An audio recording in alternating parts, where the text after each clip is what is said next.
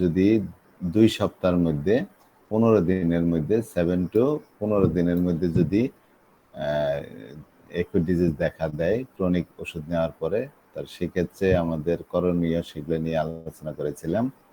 তারপরে ছিল 1 মাসের মধ্যে যদি দেখা দেয়, তারপরে ছিল যদি 6 মাসের মধ্যে দেখা দেয়।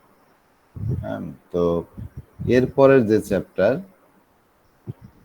এই যে 6 মাস পরে যদি দেখা দেয়, এরপরের যে চ্যাপ্টার সেখানে মূলত চ্যাপ্টার 10 যেটা আছে সেটারই একটা সারাংশ, একটা কনক্লুশন এখানে আলোচনা করেছে চ্যাপ্টার 11-এ। তার উপসংহার টানছে চ্যাপ্টার 11-এ, চ্যাপ্টার 10-এর উপসংহার যে general conclusion concerning acute diseases during chronic ট্রিটমেন্টের সময় যে অ্যাকুট ডিজিজ দেখা দেয় সে সম্পর্কে একটা সাধারণ যে একটা উপসংহার টানছে। আমরা in group A and in group B, আমরা তো সবাই জানি যে লেভেল অফ হেলথের মানুষের কয়টা গ্রুপ আছে। হ্যাঁ, জানেন না এমন কেউ আছেন এখানে যে কয়টা গ্রুপ আছে? মাসুমা আক্তার, একটু আওয়াজ দেন। মাসুমা আক্তার শুনতে পাচ্ছেন? আচ্ছা, মোহাম্মদ মোহন উদ্দিন শুনতে পাচ্ছেন?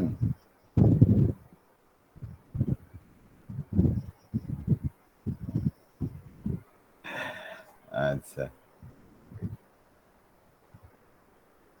রেবেকা সুলতানা আমার ক্লাসমেট, হ্যাঁ, শুনতে পাচ্ছি। বলেন লেভেল অফ হেলথের কয়টা গ্রুপ, 4টা গ্রুপ, কয়টা লেভেল? 12টা লেভেলকে 4টা গ্রুপে ভাগ করা হয়েছে। আচ্ছা, থ্যাংক ইউ। তো আসলে যারা আগে থেকে ক্লাস করেন নাই তাদের বোঝা কঠিন।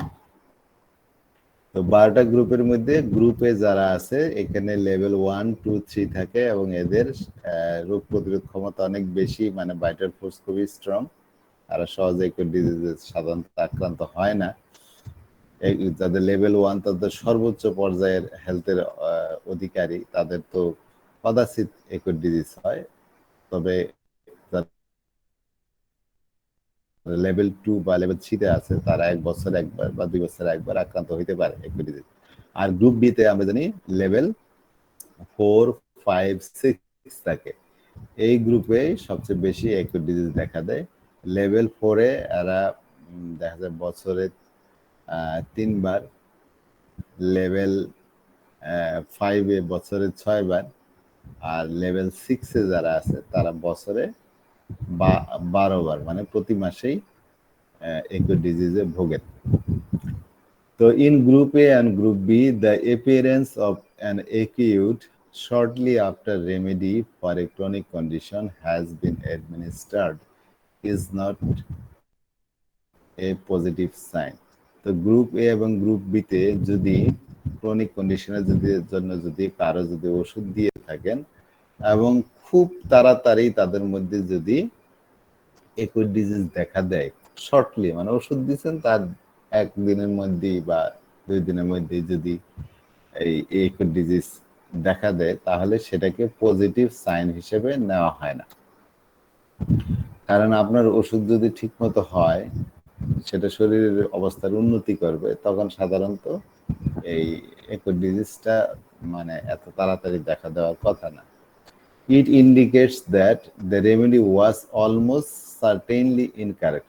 বিশেষ করে গ্রুপ এর মধ্যে যদি কারোর মধ্যে দেখেন যে ক্রনিক রেমেডি দেওয়ার পরপরই তার মধ্যে কোনো অ্যাকুট ডিজিজ দেখা দিয়েছে, তাহলে বুঝবেন যে তার মধ্যে যে ওষুধটা আপনি দিয়েছেন সেটা নিশ্চিতভাবেই ভুল ওষুধ হয়েছে, unless a strong antidotal influence have interfered. এখানে আবার আরেকটা কথা, যদি ক্রনিক ওষুধ দেওয়ার পরেই তার মধ্যে এমন কিছু রোগীর মধ্যে ঘটেছে বা এমন কিছু খেয়েছে যার কারণে তার ওষুধটা অ্যান্টিডোট হয়ে গেছে, তাহলে অবশ্য ভিন্ন কথা।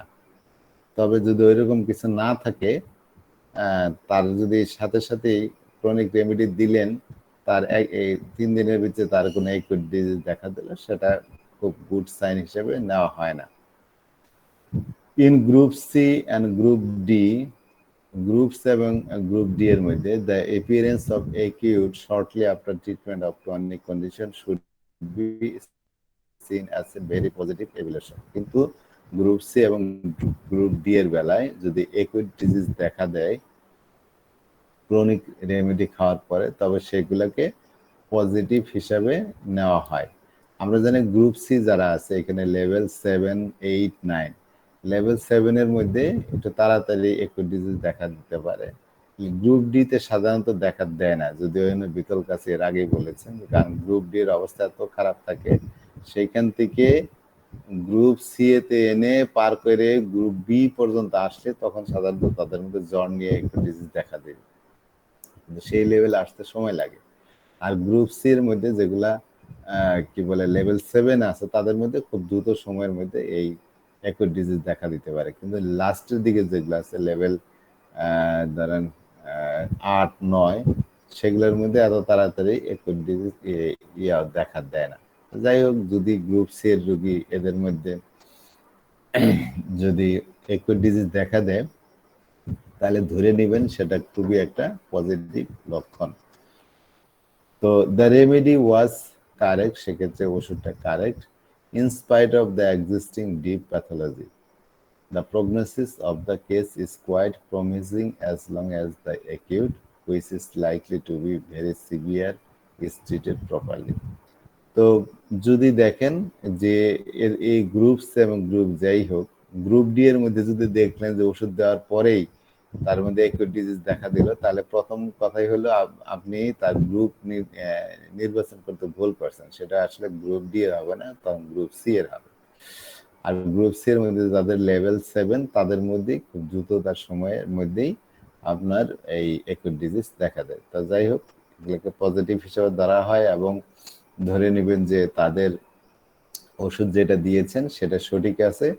আর এই ক্ষেত্রে রোগীর যে জিনিসটা বোঝা যায় যে তার ক্রনিক যে প্যাথোলজি আছে সেটা যদি ডিপারও হয়, ডিপ প্যাথোলজি হয়, এবং তার একুট যেটা দেখা দেয় সেটা যদি মারাত্মক ভাবেও দেখা দেয়, তবুও আপনি বুঝবেন যে এই রোগীর প্রগনোসিস ভালো, এই রোগী আপনার সঠিকভাবে যদি আপনি ট্রিটমেন্ট চালাইতে পারেন তাহলে সেই রোগী ভালো হয়ে যাবে।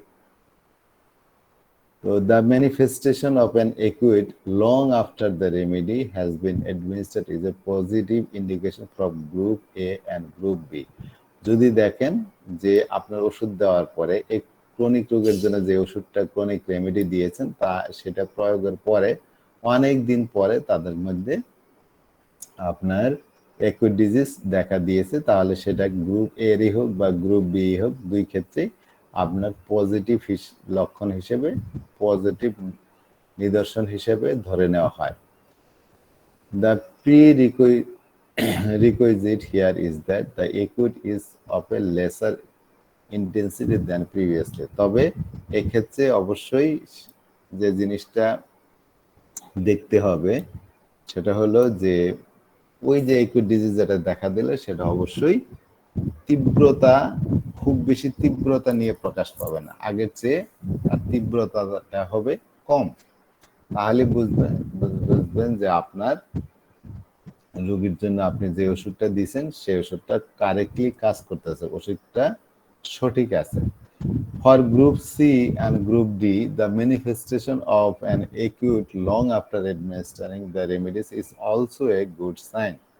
গ্রুপ সি এবং গ্রুপ ডি এদের মধ্যে তো অ্যাকিউট ডিজিজে জ্বর নিয়েই প্রকাশ পায় না। গ্রুপ ডি এর ক্ষেত্রে অবশ্য অনেকের ক্ষেত্রে মৃত্যুর আগে আগে যখন একদম রোগীর অবস্থা খুবই খারাপ, সেই ক্ষেত্রে আমাদের ভাইটাল ফোর্স একটা শেষ প্রচেষ্টা চালায় রোগীটাকে সুস্থ করার জন্য, তখন এক ধরনের জ্বর দেখা দেয় যেটাকে সহজে ম্যানেজ করা যায় না, বেশিরভাগ ক্ষেত্রে সেই জ্বরের পরে রোগী মারা যায়। সেটা সেটা এক ধরনের জ্বর।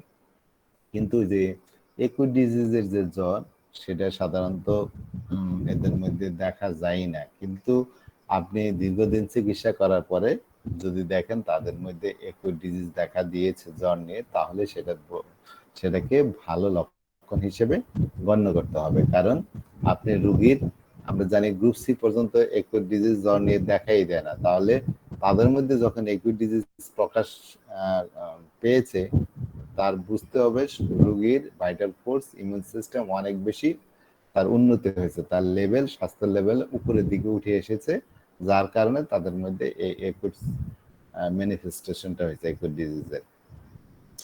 But indicates that the chronic condition under treatment was quite severe. তবে অনেক দিন পরে যদি অ্যাকুট ডিজিজ দেখা দেয়, তাহলে এটাই ইন্ডিকেট করে যে আপনার আন্ডারলাইং যে ক্রনিক কন্ডিশন আছে, যেটার জন্য আপনি চিকিৎসা করতেছেন, সেটা বেশ জটিল, বেশ জটিল সিভিয়ার টাইপের।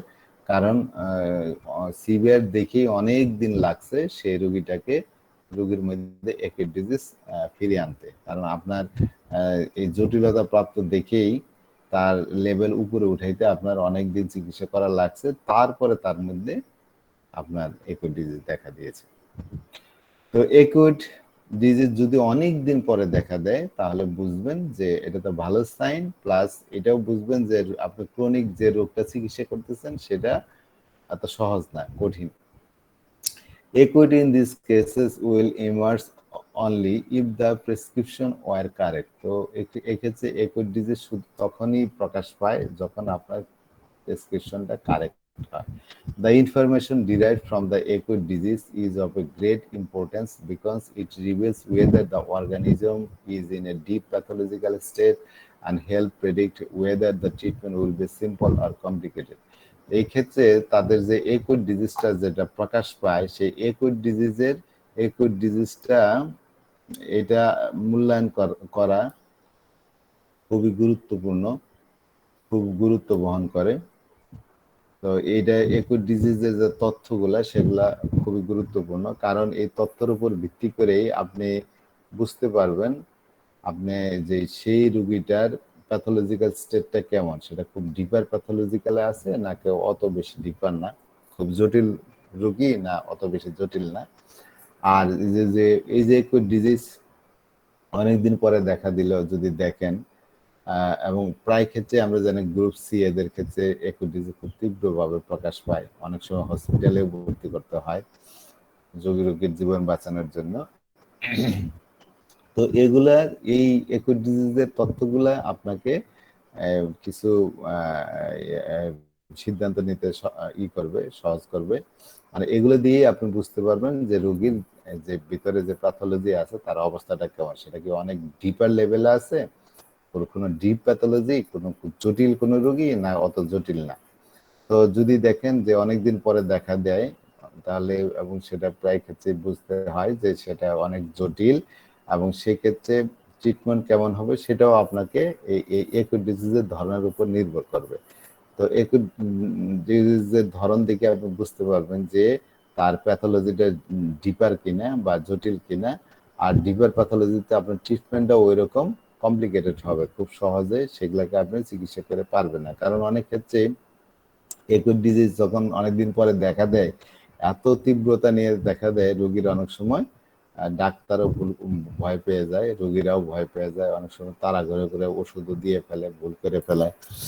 অনেক ক্ষেত্রে এতই তীব্র হয় যে রোগীর জীবন বাঁচানোর জন্য হসপিটাল পর্যন্ত ভর্তি করতে হয়।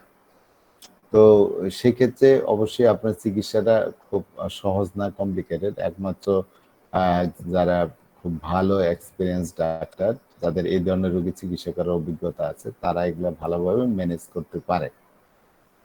তাহলে ওই অ্যাকুট ডিজিজই আপনাকে এমন তথ্য দিবে যেগুলো দিয়ে আপনি বলতে পারবেন যে তার প্যাথোলজিক্যাল অবস্থাটা কেমন, এবং সেখানে ট্রিটমেন্টটা কি ধরনের লাগবে, সিম্পল ট্রিটমেন্ট লাগবে নাকি এটা চিকিৎসা করাটা অনেক বেশি কমপ্লিকেটেড হবে। Moreover, it is a good sign when a patient who has suffered from mild sporadic acute disease characterized by low fevers for many years finally develops an acute with considerable pyrexia after taking the remedy.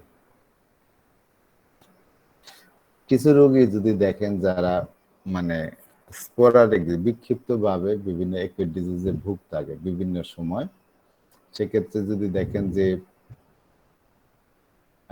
জ্বরটা হালকাভাবে দেখা দিত অনেক বছর, এবং finally তাদের মধ্যে দেখেন তীব্রভাবে জ্বরটা দেখা দিল আপনার ওষুধ খাওয়ার পরে, তাহলে বুঝবেন যে সেটাও ভালো সাইন। অনেক রোগী আছে যারা আমরা বললাম যে যারা লেভেল 7-এ থাকে, তারা তো লেভেল 6-এর কাছাকাছি, তাদের মধ্যে অনেকের ক্ষেত্রে হালকা হালকা জ্বর টর এটা বিভিন্ন সময় দেখা দেয়, কিন্তু সেগুলা তীব্রতা কখনোই 100 ডিগ্রির উপরে ওঠে না। আবার লেভেল 6-এর ওই দিকে জ্বর টর হয় এবং তাদের ঘন ঘন জ্বর হয়। তবে যাই হোক, যখন লেভেল সিতে ঢুকলো, যাদের না যারা গ্রুপ সিতে আছে, যাদের লেভেল 7, তাদের তো ওই যে বিক্ষিপ্ত আকারে হালকা হালকা জ্বর আসতে পারে। আপনার ওষুধ দেওয়ার পরে যদি দেখেন তীব্রভাবে জ্বর দেখা দিল, তাহলে বুঝবেন এটা একটা good sign. Nonetheless, these developments suggest that the level of pathology was quite deep. অন্যথায় যেটা এটা সাজেস্ট করবে যে আমরা ওষুধ দেওয়ার পরে যদি অনেকদিন তার কোনো একই ডিজিজই ছিল না, হ্যাঁ, বা মাঝে মাঝেও আক্রান্ত হইতো না, এরকম রোগী যদি দীর্ঘদিন থাকে আর আপনার ওষুধ দেওয়ার পরে যদি দেখেন অনেক দিন পরে যায় জ্বরটা একটু ডিজিজ দেখা দিল, তাহলে বুঝবেনই যে তার প্যাথোলজি অনেক ডিপার লেভেলে অবস্থিত। As previously stated, when a patient has a serious chronic condition, the manifestation of acute disease ceases and the pathology is replaced by a sub-acute inflammation of the chronic state. So the reappearance of a strong acute with high fever during treatment indicates that the person's immune system is on the road to recovery. যেগুলো আগেই আমরা আলোচনা করেছি, যে আমরা জানি যে এই স্বাস্থ্যের যে লেভেল আছে 12টা লেভেল, এই 12টা লেভেলের মধ্যে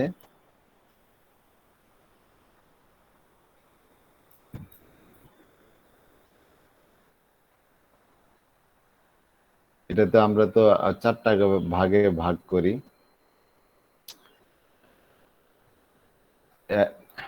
আচ্ছা, এইভাবে মুশকিল, দাঁড়ান আমি ছবি নিই।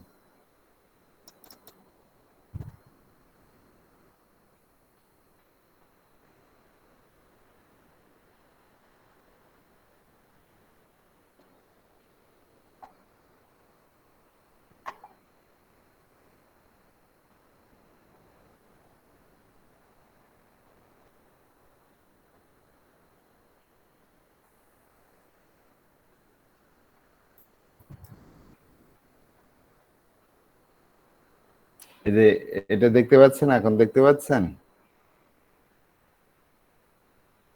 আওয়াজ দেন একটু। দেখতেছি। জি জি। তো এই যে গ্রুপ সি বলতেছে, এখানে লেভেল 7, লেভেল 8, লেভেল 9। এই লেভেল 7 এদের মধ্যে তো আমরা জানি হালকা হালকা অনেক সময় জ্বর টর হয় এবং তীব্রভাবে কখনোই প্রকাশ পায় না।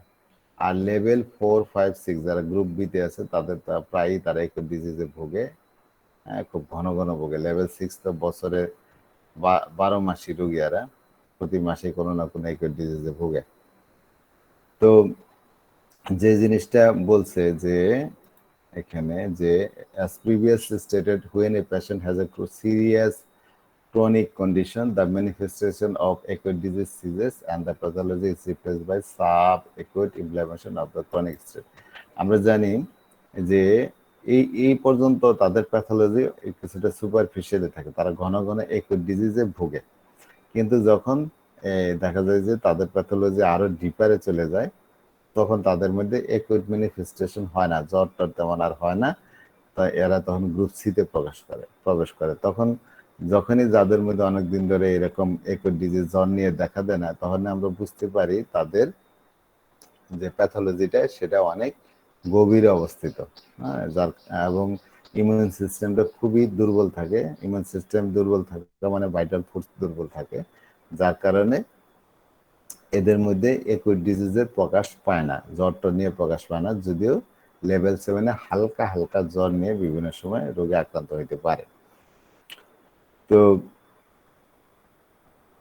সেটাই বলছে যে so the reappearance of a strong acute with high fever, সুতরাং যখনই কারো মধ্যে তীব্রভাবে কোনো অ্যাকুইড ডিজিজ উচ্চ জ্বর নিয়ে যখন প্রকাশ পায় আপনার চিকিৎসার পরে, হ্যাঁ, তখন সেটা ইন্ডিকেট করে যে এই রোগীর ইমিউন সিস্টেম এখন এমন পথে আছে, আরোগ্যের পথে আছে আর কি। আপনি তাকে আরোগ্যের পথে উঠাই দিয়েছেন এবং সে আরোগ্যের দিকে যেতে থাকবে। তার অবস্থার আপনি উন্নতি করেছেন, যার কারণে এই গ্রুপ সিতে এদের মধ্যে জ্বর ছিল না। তাদের যেরকম গ্রুপ 8, 9 এদের প্যাথোলজি অনেক ডিপারে থাকে, অনেক সময় কয়েক মাস থেকে কয়েক বছর পর্যন্ত আপনার চিকিৎসা করা লাগতে পারে তাদের লেভেলকে উপরে উঠাইতে। তার মধ্যে তখন যখন লেভেল আপনি উপরে উঠাইতে পারবেন তখনই তাদের মধ্যে অ্যাকুইট ডিজিজ দেখা দিবে এবং তীব্র জ্বর নিয়ে দেখা দিবে। এবং যদি কারো মধ্যে এইভাবে দেখা মানে দেয় তাহলে সেটা তো খুবই ভালো, আপনি বুঝবেন যে আপনার চিকিৎসা সঠিক পথে আছে, রোগী এখন আরোগ্যের পথে আছে, এখন রিকভারির দিকে যাচ্ছে।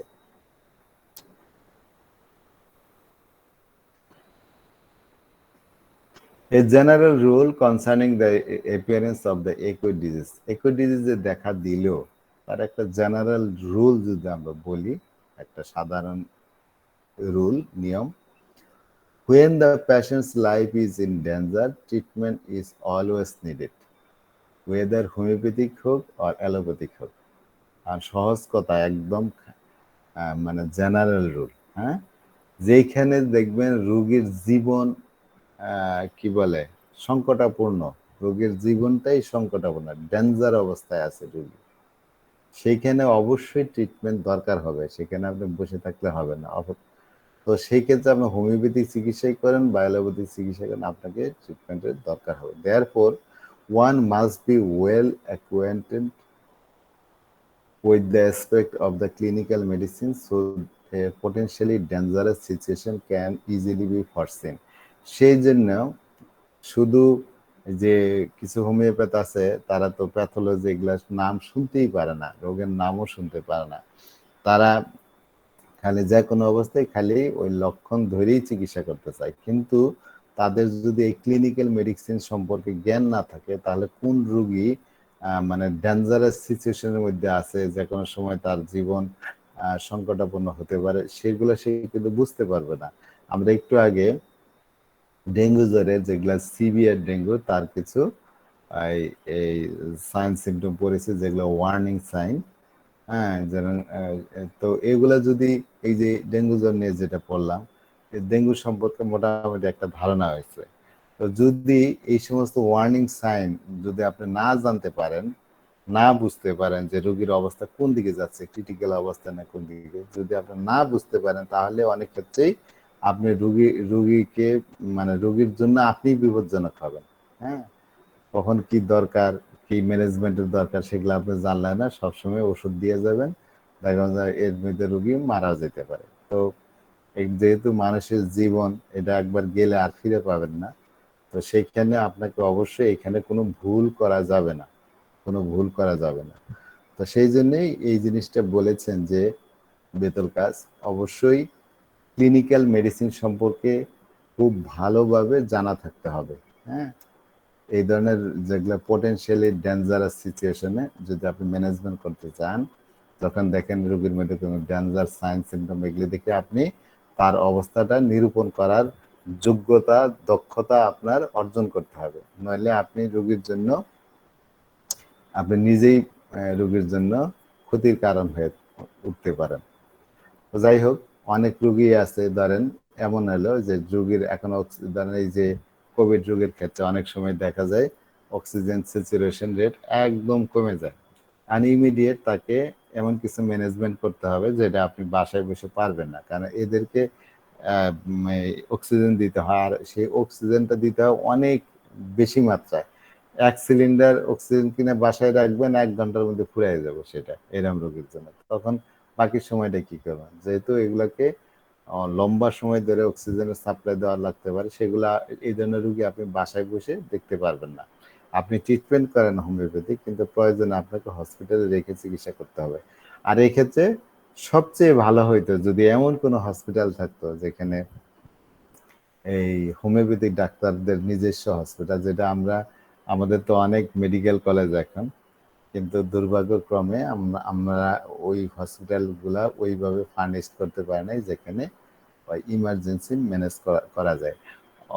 এর সাথে আমরা নিজেরা যে সমস্ত ডাক্তার আছি তারাও আমাদেরকে ওইভাবে ট্রেন আপ করা হয় নাই যে ইমার্জেন্সি ক্ষেত্রে কিভাবে আমরা বিভিন্ন ম্যানেজমেন্ট করতে পারবো। তো আমাদের মেডিকেল কলেজগুলোতেও মানে আরো মানে শিক্ষার ইয়াটা যদি আমরা বাড়াইতে পারি, আমাদেরকে আরো দক্ষ করে তারা গড়ে তুলতে পারবে। তো যাই হোক, এই যে কোভিড রোগ হোক বা ডেঙ্গি রোগ হোক, দুইটা রোগী আমরা খুব সহজে হোমিওপ্যাথিক দিয়ে এটা চিকিৎসা করতে পারি। আমরা জানি ভাইরাস জ্বর এলোপ্যাথিতে এটার চিকিৎসা নাই, কিন্তু সমস্যা হলো যে আমাদের ওই যে যখন এই রোগীর ডেঞ্জার অবস্থা থাকে, যেখানে ম্যানেজমেন্টের দরকার, বিভিন্ন হসপিটাল ম্যানেজমেন্ট যেগুলো দরকার, সেগুলা না থাকার কারণে আমরা মানুষের মধ্যে হোমিওপ্যাথিক ইয়াটা সুফলটা দেখাতে পারছি না।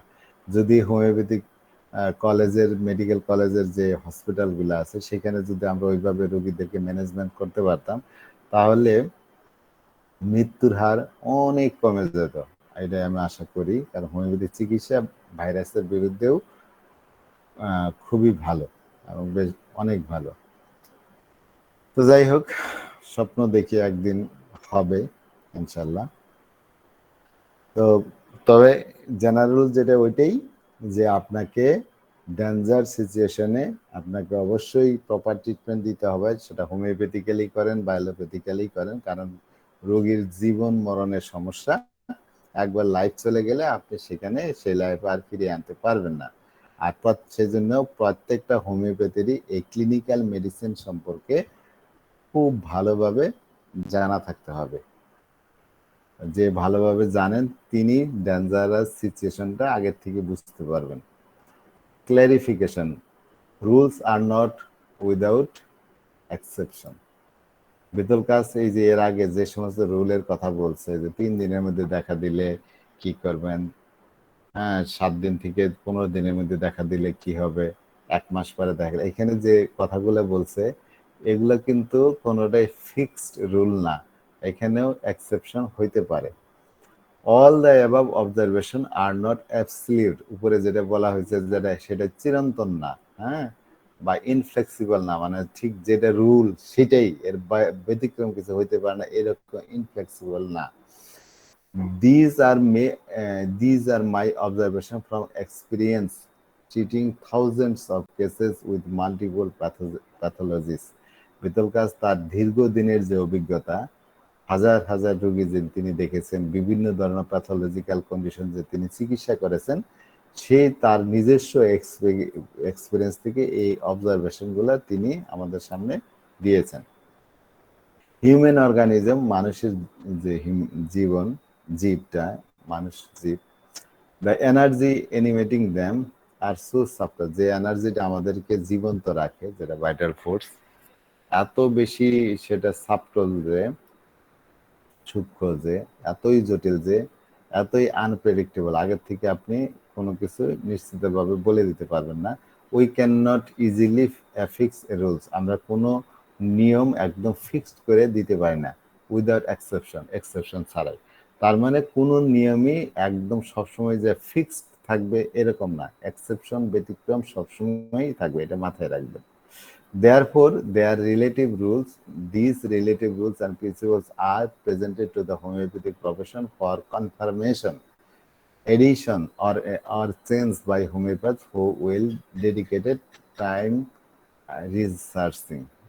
তো মূলত এগুলা উনি আমাদের সামনে তুলে ধরেছেন এই রুমগুলো, এবং সেটা হোমিওপ্যাথিক যে প্রফেশনের কাছে তুলে ধরছেন, যাদের রিসার্চে যারা ডেডিকেটেড, যারা ভালো হোমিওপ্যাথ, তারা এখানে আরো এগুলো আরো কনফার্ম করবেন তার নিজস্ব অভিজ্ঞতা দিয়ে, হয়তো কিছু অ্যাড করবেন অথবা কিছু রুল চেঞ্জ করবেন, সেই উদ্দেশ্যে বিতল কাজ এগুলো উল্লেখ করেছেন। তো এটা এমন না যা বলে দিচ্ছেন ওইটাই একমাত্র রুল, এর কোনো ব্যতিক্রম থাকতে পারে না এমন না, সেটা ওনার নিজস্ব দীর্ঘদিনের হাজার হাজার রোগীর চিকিৎসা করে যে অভিজ্ঞতা হচ্ছে সেগুলোই উনি আমাদের এখানে তুলে ধরেছেন। তো এই ছিল আমাদের চ্যাপ্টার আমরা নেক্সট চ্যাপ্টার গুলা পড়বো আস্তে আস্তে। নিচের দিকে অনেক গুরুত্বপূর্ণ চ্যাপ্টার আছে, তো আপনারা আশা করি এটা বুঝতে পারছেন। কেউ কিছু বলতে চাইলে এখন বলতে পারেন।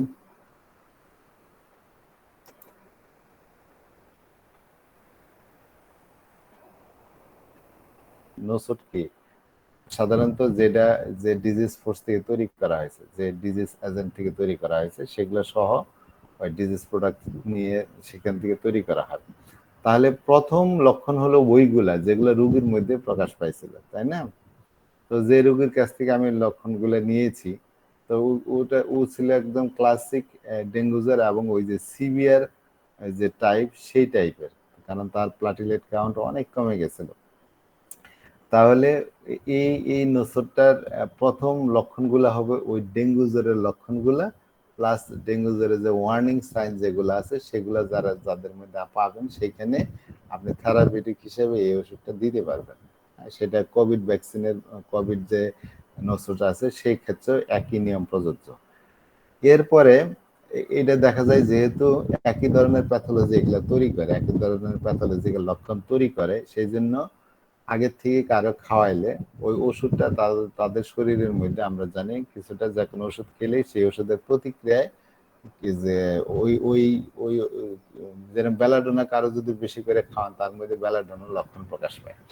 তো ওই যে কোনো নসুল যখন কাউকে একটু প্রথমে একটু বড় ডোজে ঘন ঘন খাওয়াবেন, তার মধ্যে একটা ঠিক ওই প্রুভিং এর মতো কিছু অবস্থা শরীরের মধ্যে তৈরি হয়।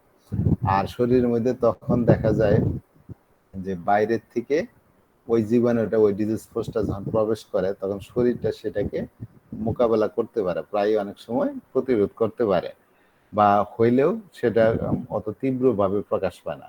আমরা অর্গাননে পড়েছি একটা রুলস আছে যে যখন উইকার ফোর্স যদি দুইটা সিমিলার ফোর্স যদি একসাথে মিলিত হয় সেক্ষেত্রে কি হয়, যে ধরেন আপনার শরীরের মধ্যে একটা একটা শক্তি কাজ করতেছে, একটা সিমিলার শক্তি আরেকটা বাইরের থেকে আসলো, যদি সেক্ষেত্রে বাইরের সিমিলার শক্তিটা যদি দুর্বল হয় তাহলে শরীরের মধ্যে ওটা আসতেই পারবে না। আর যদি বাইরের যেটা যদি হয় সমান সমান হয় তাহলেও কিছু করবে না। আর কিন্তু বাইরের যে ফোর্সটা সেটা যদি তীব্র হয় তাহলে সেটা এসে শরীরের ভিতরের যে একই ধরনের যে ইয়াটা ছিল সেটাকে রিপ্লেস করবে। সেই কারণে আমরা হোমিওপ্যাথিক ওষুধটাও এইভাবেই কাজ করে। ধরেন কারোর মধ্যে একটা যে রোগটা দেখা দিল, আমরা কি করি সাদৃশ্যতা মিলাই রোগীর লক্ষণ নিয়ে আমরা খুঁজে দেখি যে কোন ওষুধটা এই ধরনের লক্ষণ তৈরি করতে পারে শরীরের মধ্যে, তখন ওষুধটাকে আমরা পোটেন্টাইজ প্রক্রিয়ায় রোগীদের মধ্যে খাওয়াই। প্রথম দিকে যে অনেক সময় ঘন ঘন দেই, যতক্ষণ একটা দেখা যায় যে তার মধ্যে একটা প্রতিক্রিয়া দেখা দিল তখন ওষুধটা আমরা বন্ধ করে দেয়, তখন দেখা যায় সেই ওষুধটা আস্তে আস্তে তার ওই রোগ শক্তিটাকে রিপ্লেস করে নিজে ওইখানে থাকে, একটা হোমিওপ্যাথিক অ্যাগ্রাভেশন হয়। তারপরে এক সময় হোমিওপ্যাথিকের যে ক্রিয়াটা এটা দীর্ঘস্থায়ী থাকে না, একসময় ওটা নিজে নিজে ভাইটাল ফোর্স নিজে ওটাকে ওভারকাম করতে পারে, তখন রোগীটা সুস্থ হয়। তো আপনি যদি কারোর মধ্যে যদি আগের থেকেই কোনো নসুর ওষুধ এমন ভাবে খাওয়ান যে তার মধ্যে একটা ডিজিজ ফোর্স ক্রিয়েট হয়ে যদি উৎপন্ন হয় ওই যে প্রুভিং এর মতো, তাহলে বাইরের থেকে যে ফোর্সটা আসবে সেটা যদি ওর চেয়ে হয় মানে অত শক্তিশালী না হয় তাহলে সে কিন্তু তার মধ্যে আপনার কোনো তৈরি করতে পারবে না, লক্ষণ তৈরি করতে পারবে না। সেই জন্য অনেক সময় দেখা যায় যে কোভিড নসুট কারো খাওয়াইছেন আপনি, প্রথম দিকে ধরেন কারো 7 দিনই খাওয়াইছেন টানা, খাওয়ানোর পরে তার শরীরের মধ্যে একটা ডিজিজ ফোর্স ওইভাবে তৈরি হয়ে যায়, তখন বাইরের থেকে সিমিলার টাইপের যখন কোভিডের আসে কিন্তু শরীরের মধ্যে আগের থেকেই ওই ফোর্স থাকার কারণে সে ওইটাকে মোকাবেলা করতে পারে। এইভাবেই যে কোনো হোমিওপ্যাথিক যে প্রোফাইল্যাক্সিস আছে সেগুলা যে কোনোটাই একইভাবে কাজ করে, সেটা যে আপনার নসুট হইতে হবে এমন না, সেটা অন্য মেডিসিনও হইতে পারে। সেই জন্য ওই যে ডাক্তার হ্যানিম্যান বলেছেন যে কোনো মহামারী দেখা দিলে আগে ওইখানে বেশ কিছু রোগী দেখতে হয়। বেশ কিছু রোগীর যখন আপনি কেস টেকিং করবেন, করার পরে আপনি দেখবেন যে তার কিছু লক্ষণ, মানে কমন কিছু লক্ষণ দেখবেন যে প্রায় রোগীতে এই কমন লক্ষণগুলো আছে। তখন আপনি ম্যাথমেটিক্যাল থেকে দেখবেন এই কমন লক্ষণগুলো কোন ওষুধটা কভার করতে পারে, কোন ওষুধে এই ধরনের লক্ষণগুলো তৈরি করতে পারে। তো সেই ওষুধটা যদি আপনি আগে থেকে ওই এরিয়ার মানুষদের ক্ষেত্রে যদি আপনি বা যারাই ঝুঁকিতে আছে তাদেরকে আগে থেকে যদি আপনি এটা খাওয়ান, তাহলে কিন্তু তাদের মধ্যে একটা ওই যে ডিজিজ ফোর্স ভিতরেই এক ধরনের তৈরি হয়ে থাকবে। তখন ওই যে বাইরের থেকে জীবাণুটা তখন ঢুকলেও সেটা মানে শরীরের মধ্যে বাসা বাঁধতে পারে না। এইভাবেই হোমিওপ্যাথিক ওষুধগুলা কাজ করে। তো হেনিম্যানের সময় তো আর ভ্যাকসিন কি বলে নসুর ওষুধ ওই সময় ছিল না, যদিও পরবর্তীতে তিনি সুরিনাম এগুলা ব্যবহার করেছেন। তো এই জন্য এই নসুর সম্পর্কে হেনিম্যানের নির্দেশনা খুব বেশি পাওয়া যায় না, মানে পাওয়া যায় না অর্গানের মধ্যে। তো পরবর্তীতে যারা বিভিন্ন ডাক্তার এগুলো ব্যবহার করেছেন বিভিন্ন ভাবে, তো তার মধ্যে ডাক্তার সোয়ান একজন, সোয়ানের নাম শুনছেন। তিনি, তার কাছে অসংখ্য ধরনের এরকম নসুর ওষুধ ছিল। ডক্টর সোয়ানের একটা জীবনও আমি একসময় প্রকাশ করেছিলাম। তো তিনি এরকম অনেক ধরনের নসুর তৈরি করেছেন। এই যে সিপিলিনাম সহ আরো অনেকগুলা নসুরের ইয়া হলো, প্রবর্তক হলো ডক্টর সোয়ান। তো আমার টাইম লাইনে হয়তো খুঁজে দেখেন ডক্টর সোয়ানের ইয়েটা পাবেন। তো তাহলে নসুটা আপনি দুই ভাবে ব্যবহার করতে পারেন, একটা হলো চিকিৎসার ক্ষেত্রে, আরেকটা হলো আগে থেকে প্রতিরোধ করার উদ্দেশ্যে কারোর মধ্যে খাওয়াই আপনি এটা ব্যবহার করতে পারেন। আর যে কোনো নসুট অনেক সময় শুধু ওই ডিজিজের ইয়ের মধ্যেই সীমাবদ্ধ থাকে না, কারণ এই যে কোনো ওষুধের পরিপূর্ণ লক্ষণরাজি বুঝতে চাইলে তার একমাত্র উপায় হলো ড্রাগ প্রবিং করা, সুস্থ দেহে সেটা প্রবিং করা। একমাত্র ড্রাগ প্রবিং করলেই তা একটা ওষুধের পরিপূর্ণ সিমটম আমরা পাই। এর সাথে আরো বিভিন্নভাবে একটা ওষুধের ডেভেলপমেন্ট হয়। যেরকম ধরেন আপনি ড্রাগ প্রুভিং করলেন, অনেক লক্ষণ বেড়ে, সব লক্ষণের গুরুত্ব অনেক সময় সমানও থাকে না। তো এরপরে যখন আপনি ক্লিনিক্যালি সেই ওষুধের ব্যবহার শুরু হয়, তখন দেখা যায় যে বেশ কিছু লক্ষণ ধরে ওষুধ দিলে রোগীটা এই এই ওষুধটা মানে বেশ নির্দেশক কিছু লক্ষণ থাকে। আপনি যদি এই বেলাডোনার প্রুভিং লক্ষণ দেখেন, এই TFLN এর বই থেকে, এনসাইক্লোপিডিয়া অফ পিওর ম্যাথমেটিক্যাল যেটা আছে, সেখানে যদি দেখেন বেলাডোনার বিশাল লক্ষণ রাজি, আপনি সেখান থেকে বেলাডোনার মূল লক্ষণ বেরি করতে পারবেন না খুব বেশি। কিন্তু অন্যান্য ডাক্তারদের বই যখন পড়বেন, যেরকম ডাক্তার কেন্টের যখন পড়বেন, দেখেন তার নির্দেশক লক্ষণগুলো খুব সুন্দরভাবে আলোচনা হয়েছে, কারণ এগুলো হচ্ছে দীর্ঘদিনের ব্যবহারের ফল। বিভিন্ন ডাক্তাররা ব্যবহার করবে, কোন লক্ষণের গুরুত্ব বেশি সেগুলো বেরিয়ে আসবে। এর ভিতর দিয়েও আর অনেকগুলো ক্লিনিক্যাল সিমটমও যোগ হবে, যেটা হয়তো প্রুভিং এর মধ্যে পাওয়া যায় না। ধরেন আপনি একটা রোগীতে বেলাডোনাই ধরেন, ধরেন কারো বেলাডোনের চোখে ধরেন রক্ত জমে যায়, ধরে নেন এরকম, যে এই লক্ষণটা হয়তো প্রুভিং এর মধ্যে ছিল না, কিন্তু আপনি এমন একটা রোগী পাইছেন যার মধ্যে 7টা বেলাডোনার লক্ষণ ছিল, সাথে তার রক্তে জমাট বাঁধার, রক্ত জমাট বাঁধার লক্ষণও ছিল। তা আপনি রোগীর বেলাডোনা যখন দিলেন ওই 7টা লক্ষণ থেকে, দেখা গেল একই সাথে তার অন্যান্য লক্ষণের সাথে চোখের এই জমাট বাঁধাটা চলে গেল। তাহলে আপনি ক্লিনিক্যালি একটা জিনিস দেখতে পাইলেন যে বেলাডোনায় কিন্তু চোখের রক্ত জমাট বাঁধাটা দূর করতে পারে। এরপরে হয়তো আরো দু একটা রোগীতে আপনি এই লক্ষণটা পেলেন।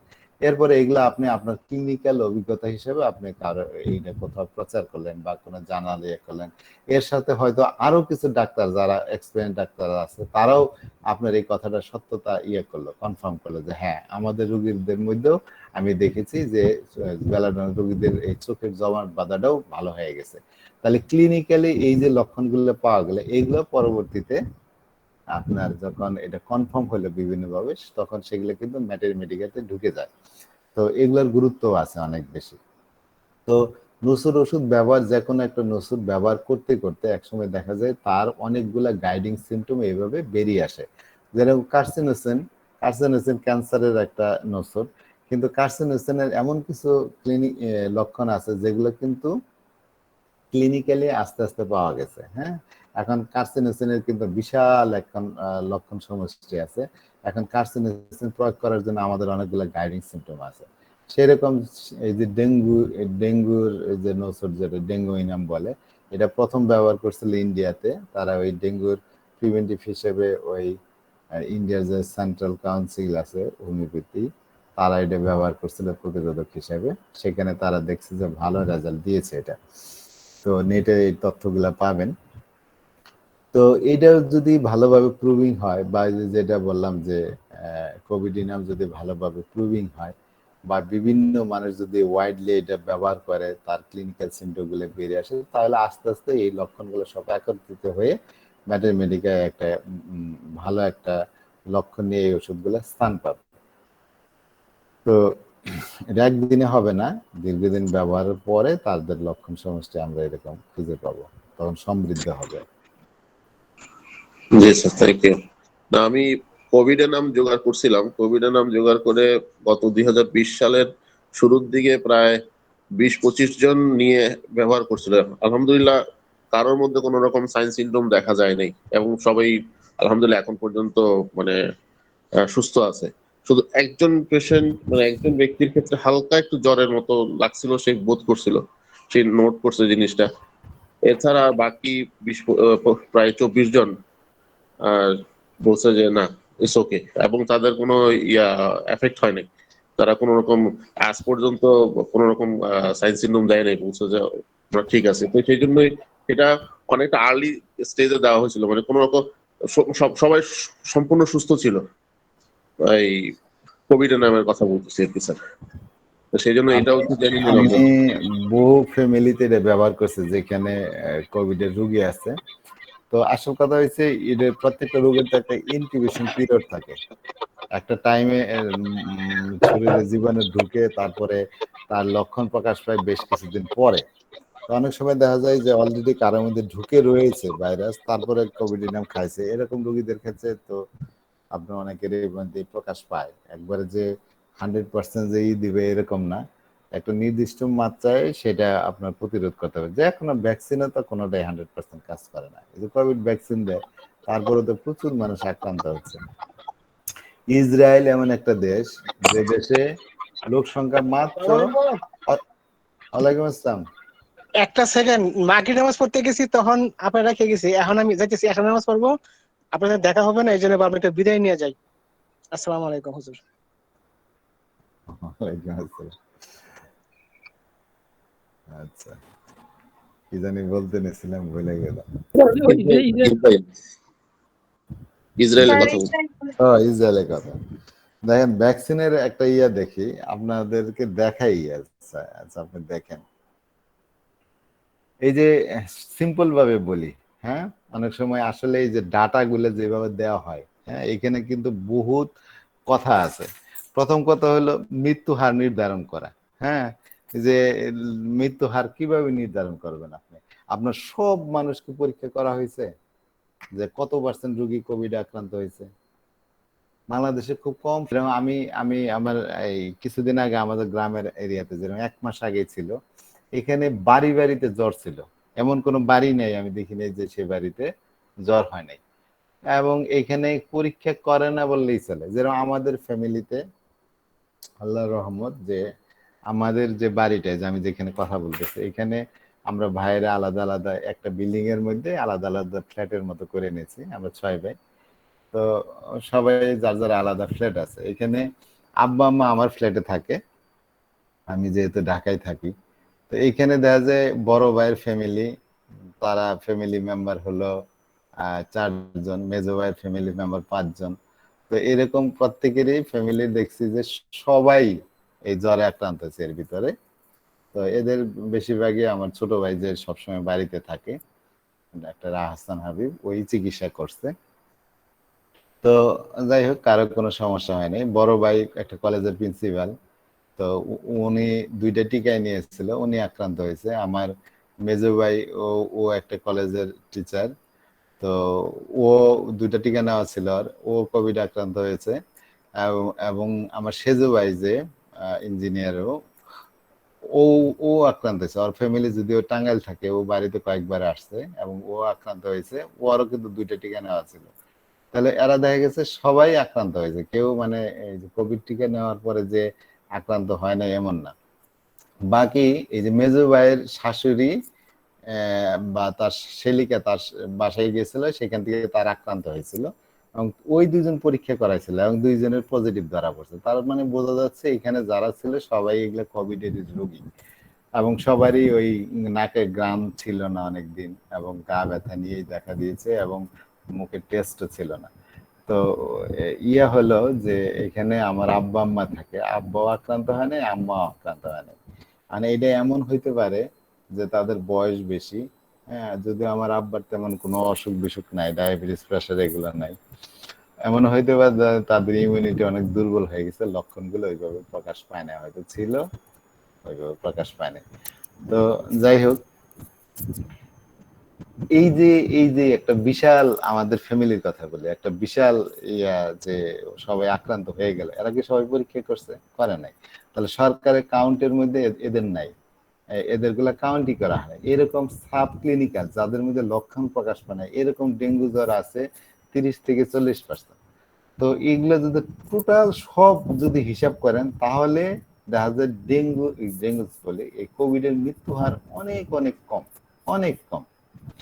এবং দেখা গেছে এখন ধরেন আমাদের এরিয়াতে যেরকম একশো সবার হয়ে গেছে, এখন কিন্তু আর ইয়া নাই, সংক্রমণ নাই, হ্যাঁ, কেউ নাই।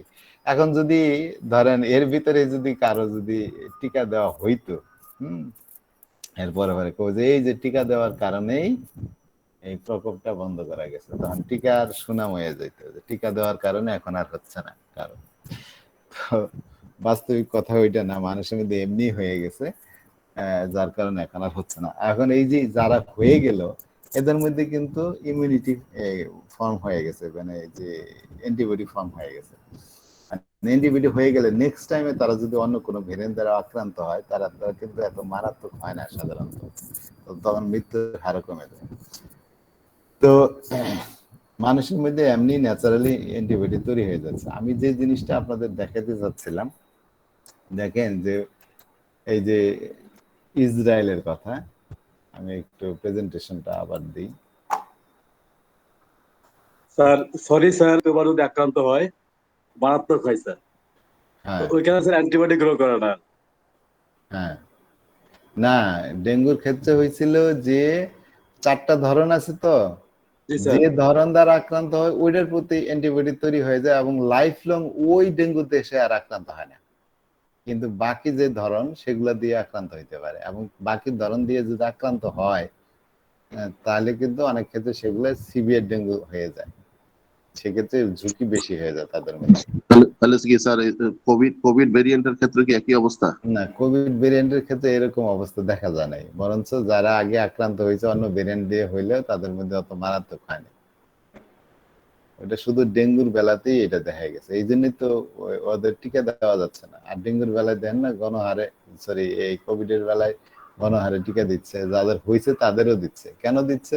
এখন এটা নিয়ে একটা ইয়া চলতেছে যে একটা রিসার্চ দেখা গেছে যে যাদের ন্যাচারালি ডেঙ্গু কি বলে কোভিড হয়ে গেছে, তাদের যে অ্যান্টিবডিটা হয়েছে সেটা ওই টিকা দেওয়ার চেয়ে তার চেয়ে বেটার।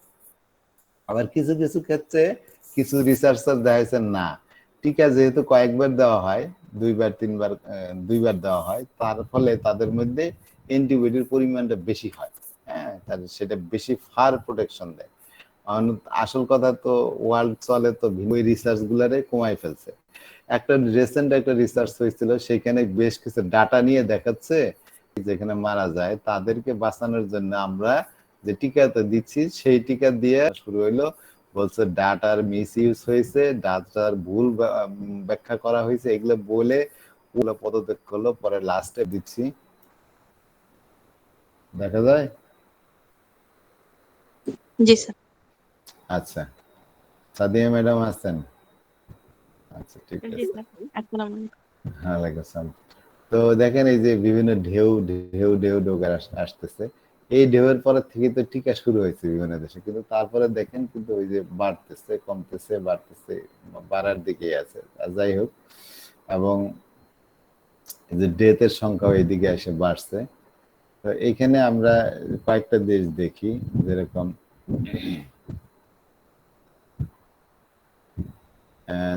ধরেন টিকা যারা নিছে, সবচেয়ে সবার আগে টিকা নিছে ইসরায়েল সবচেয়ে বেশি, কারণ ওদের দেশের লোক সংখ্যা কম, মাত্র 88 লক্ষ মানুষ। এই 88 লক্ষ মানুষের মধ্যে সবার তো আর টিকা দেওয়া যায় না, 18 বছরের নিচে দেয় না। তো যতটুকু দিছে ওরা মোটামুটি যাদের টিকা দেওয়া যায় সবারই দিয়ে ফেলছে। এবং সেখানে দেখেন তাদের যে ইয়াটা, এই যে দেখেন এক সময় তো ছিল, পরে দেখেন একবারে যে টিকা টিকা দিল একদম কমায় ফেললো, লাস্টের দিকে দেখেন আবার সংখ্যায় কি হারে বাড়ছে। তো আমরা যদি দেখি এদিকে, এই যে দেখেন 16 তারিখে তাদের ছিল 8,700 জন, অথচ কিছুদিন আগেও এই 1 মাস 1.5 মাস আগেও এরকম টাইমে দেখা গেত তাদের 100-200 এরকম করে সংক্রমণ হচ্ছিল। এই যে এখানে 8,217 তারিখে 8,012 জন, এই যে 19 জন মারা গেছে, 17 জন মারা গেছে।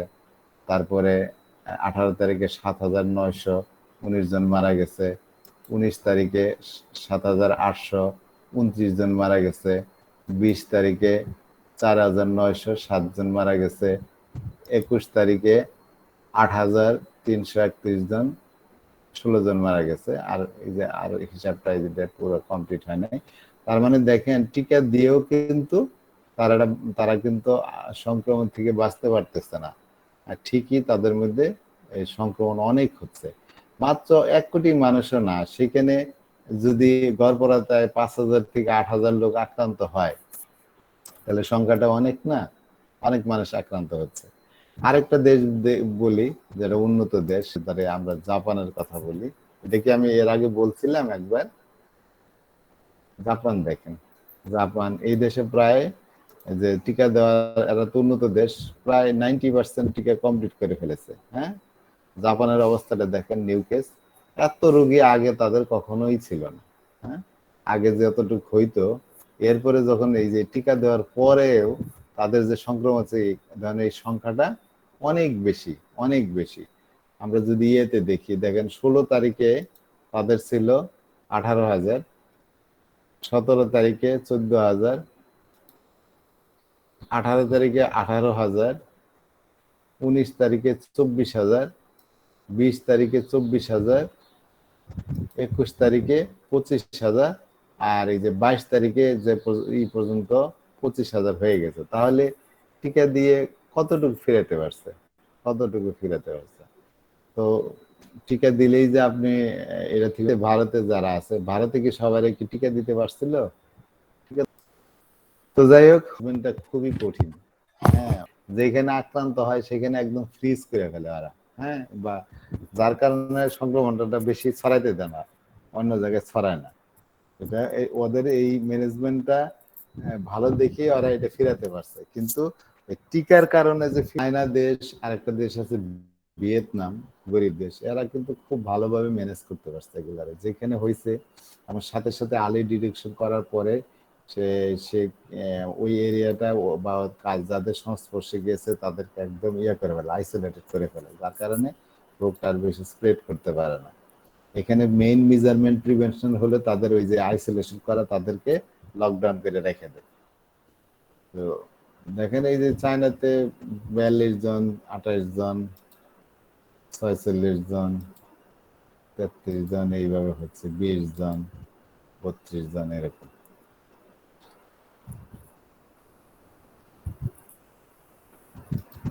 তো